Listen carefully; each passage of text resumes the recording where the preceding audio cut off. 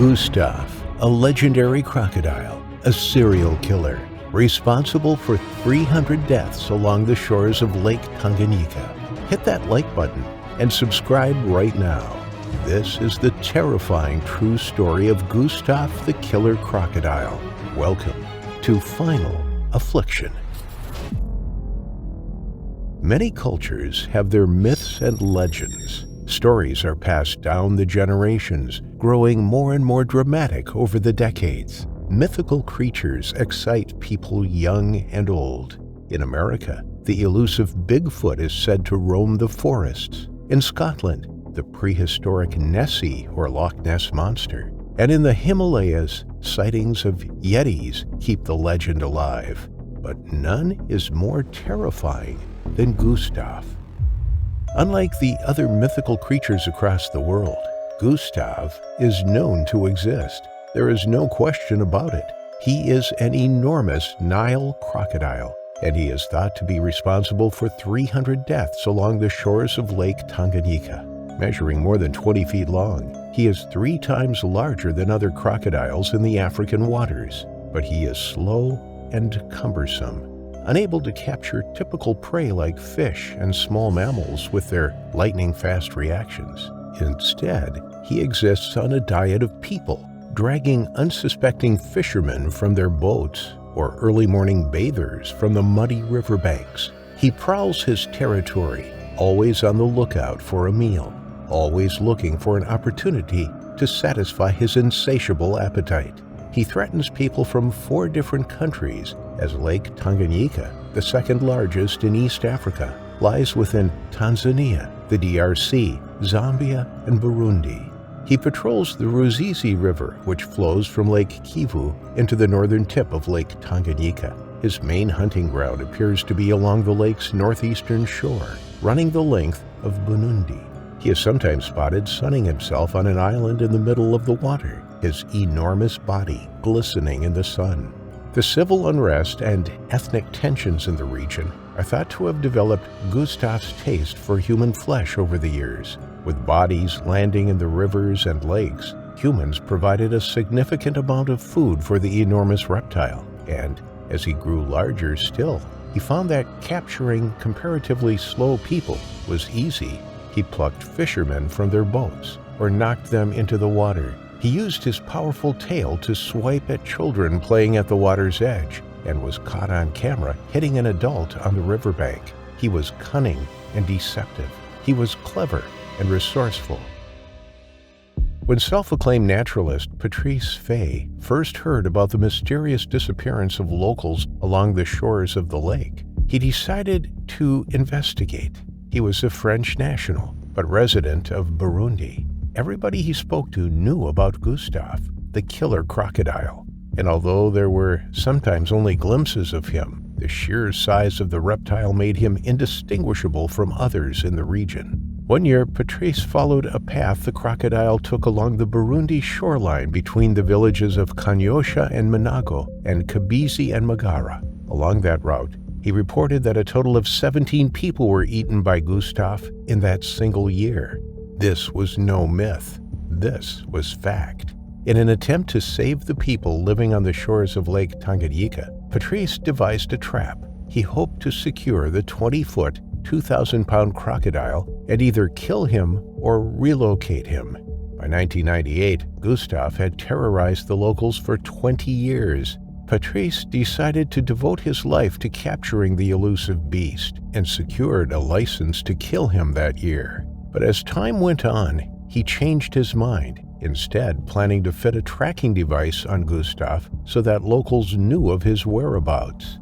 His dedication to capturing the crocodile, one way or another, earned him much respect in the villages of Burundi, one of Africa's smallest countries. Children came running down the street to greet him and shake his hands. They chanted his name. He was fast becoming as much of a legend as the crocodile himself. His endeavor to capture the croc was filmed by a TV documentary crew. Their attempts to lure him into a custom-made 30-foot trap failed, and they began to realize that not only was Gustave incredibly large, but he was also incredibly clever. He was likely watching their attempts from the muddy waters, only his eyes protruding through the surface.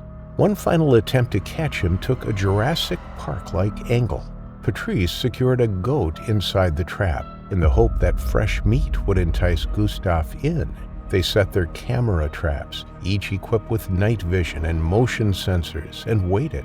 That night, the heavens opened and the rain lashed down. As the raindrops pounded the surface of the lake, Gustave could smell dinner. He silently moved through the water in the dead of night, his enormous body drifting towards the bank and the caged goat. But before he struck, the cameras cut out due to the heavy rainfall. There was a swirl in the water, a desperate bleat, and all was still. When Patrice and the crew returned in the morning, the cameras were all off. The cage was upturned and the goat was missing. Gustave had struck again.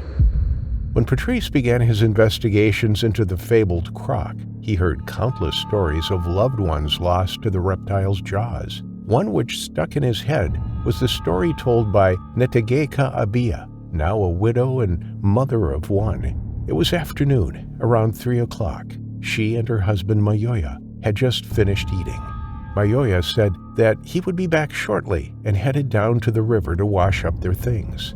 Minutes later, Netegeka heard screaming and cries about a crocodile attack. She rushed out of their house and down to the water. There was a swirl, and Mayoya was nowhere to be seen. He had been taken by an enormous crocodile, an attack that had been witnessed by countless others on the banks. Netegeka saw a pile of her husband's clothes beside the water, where he had undressed before cleaning up. But unbeknown to him, he was being watched by Gustave, and had barely stepped foot in the water when the crocodile lunged up and out, grabbing him around the waist and pulling him powerfully below the surface. There was no way of getting out of the crocodile's vice-like grip. Within minutes, his struggle ended, and he drowned beneath the surface of Lake Tanganyika. Days later, Mayoya's head was found by fishermen and was taken to the small village beside the water for Netegeka to identify him. It was a devastating shock. She was pregnant at the time, and they were about to start a family together. Her 35-year-old husband never met their baby, and she now raises her daughter alone. The terrorizing began in 1987, when villagers began to be taken whilst they swam and bathed in the water. The attacks mostly plagued the Burundi villages of Magara, Kanyosha, and Minago that border Lake Tanganyika. Although the friends and family of lost loved ones mourned their dead and openly wept at the tragic circumstances in which they were taken, days later they returned to the lake and rivers to bathe, wash, and swim. Children splashed about in the waters where villagers had been taken only weeks before. It was as though the locals had amnesia and had totally forgotten the horror that had happened and the grief that had gripped the families. That was until the crocodile struck again, and the mourning process and horror flooded the village once more. It became a way of life for the residents of the small villages. They took their chances in the water, and who could blame an enormous crocodile for taking advantage of that? A continuous buffet of food was served up to him on a daily basis. The legend of Gustave grew over the years. Whilst there was no mistaking his size, other details have been twisted and distorted over time, only adding to the fear factor. Some say that his armored skin is colored yellow or red. Others say that he is adorned with jewelry around his neck or had grass growing out of the top of his head. One thing is for sure, that he sports a number of wounds that have been inflicted over the years.